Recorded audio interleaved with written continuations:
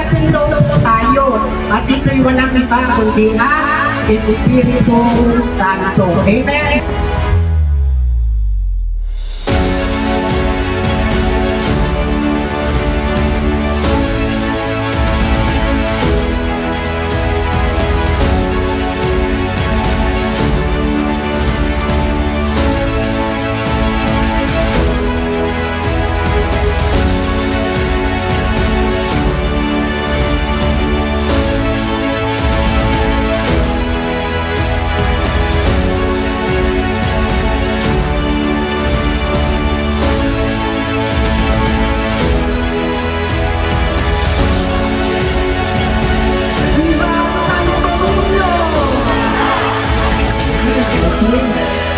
Bukas po ay araw ng linggo, mga minamahal na kasama at kapatid. Tayo po bilang mga Katoliko ay magdiriwang tayo ng ating mga kaarawan. Amen. Sabihin nyo nga po sa inyong katabing kapatid, Happy birthday. Bakit po ako po kay October? Hindi po. Ang nagdiriwang po bukas yung ating po Santa Iglesia. Pagdiriwang po natin bukas ng Pentecost. Pentecost. Pentecost Sunday. Pentecost. Bukas po ay araw ng linggo, kaya ating pagdiriwang, Tatay Nestor, Pentecost Sunday.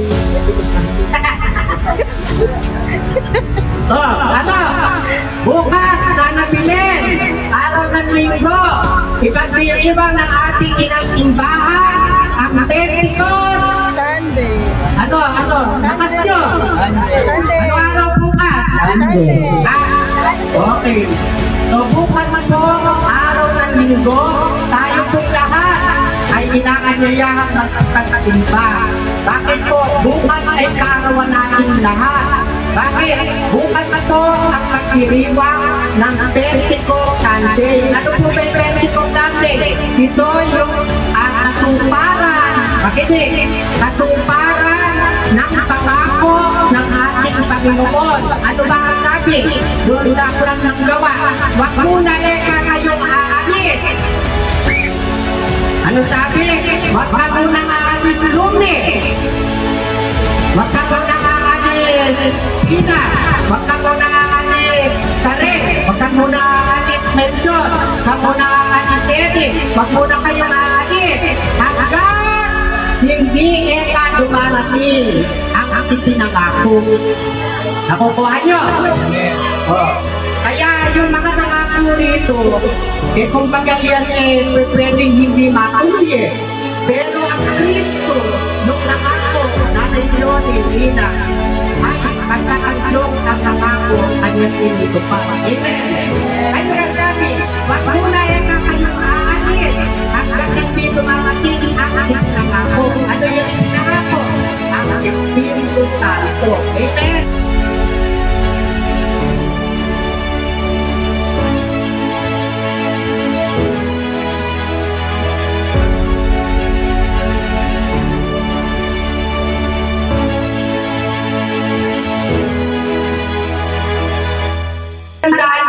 Pagka ang Espiritu Santo ang nakanyaya, hindi kanya ililigaw. Amen. Amen. Bagamat na ililigaw, hinahanap ang natin ang daan na tama. Amen. Mayroon kang magagawa. Mayroon kang hindi magagawa. Pakinggan nyo to. Mayroon kang bilang tao na hindi mo magagawa. Pero ang banal na Espiritu, kayang-kaya naggawin sa buhay. Amen. Ngunit, bibigyan kayo ng kapangyarihan pagbaba sa inyo ng Espiritu Santo at kayo'y magiging mga saksi ko sa Jerusalem, sa buong Judea, sa Samaria at hanggang sa dulo ng dulo na ano ba lang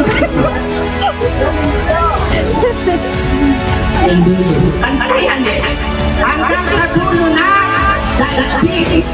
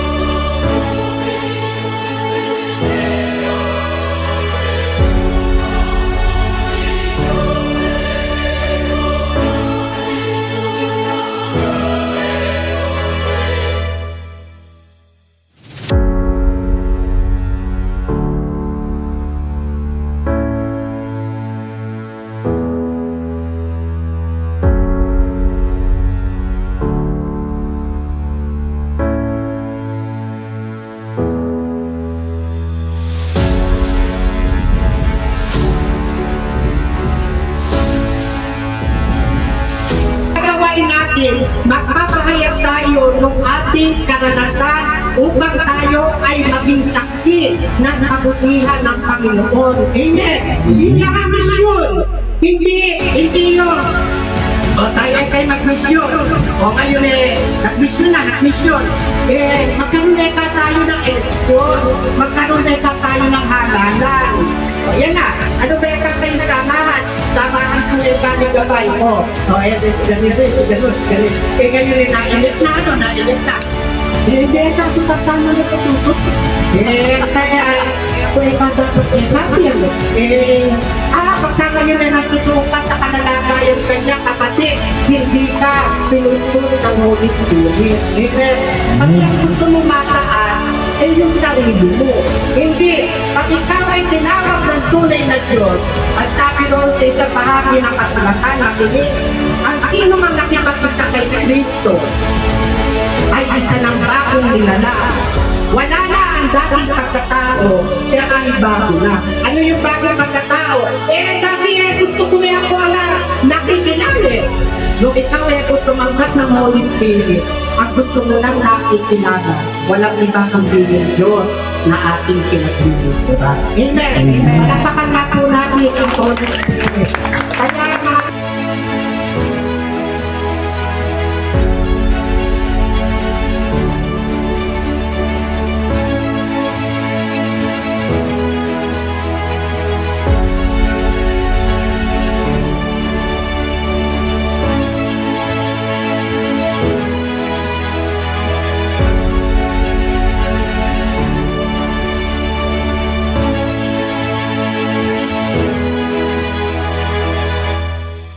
Kaya kasama kapatid, dito hindi pinagtatalunan ang bawat kaganapan. Ayoko nung nag-aaway-away, ayoko nung, kaya pagka tinanong, ikaw ba kanino ka grupo? Kaya ako may pinagad na doon sa grupo ng Santissima Trinidad, pero ako naman ay open din kung sino yung mag-anyaya sa akin. Amen. Oo, ganun yung Holy Spirit. Ang gusto ko, nagkakaisa, hindi nagkakawatakan, hindi nagkakanyabanya. Amen. Kaya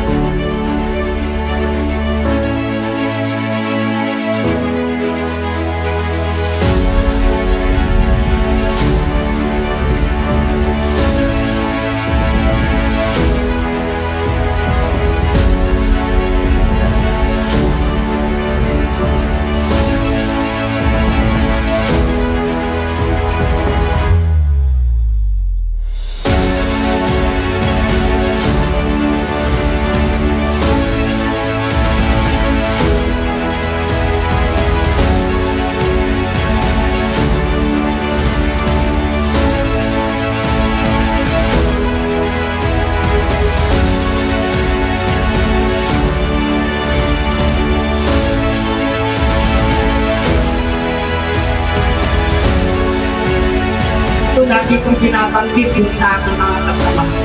Paggising na paggising ninyo sa umaga, wag na wag kayong tatayo at lalakad-lakad.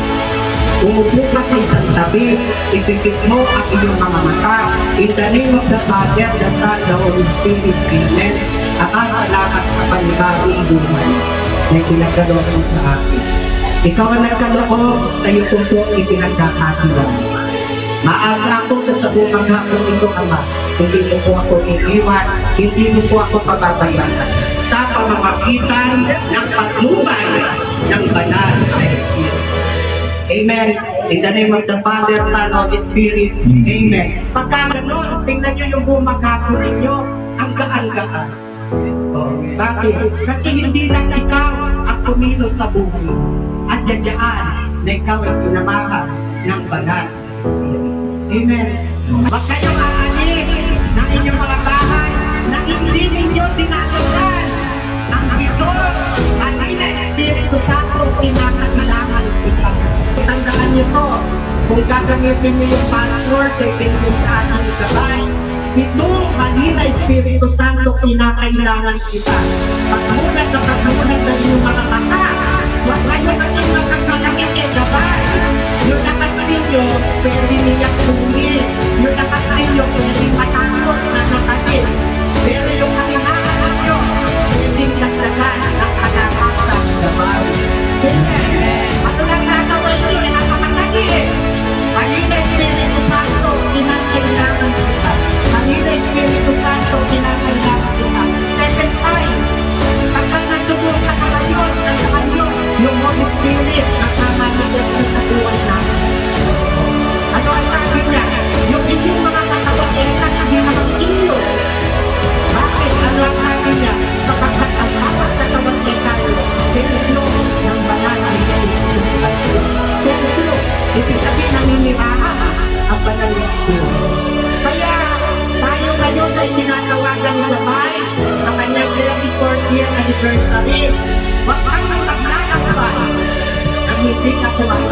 banal na Espiritu.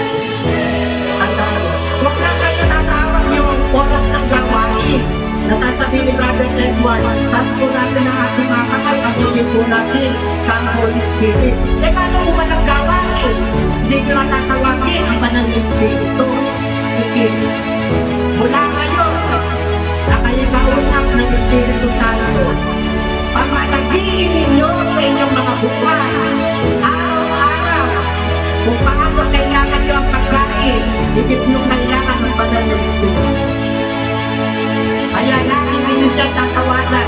Gusto nyo Tagalog o English, come Holy Spirit, I need you.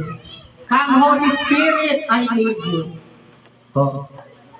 Di po ba, kung tayo pag tumawag sa cellphone sumagot lang yung gusto natin na makausap, masaya-masaya na tayo.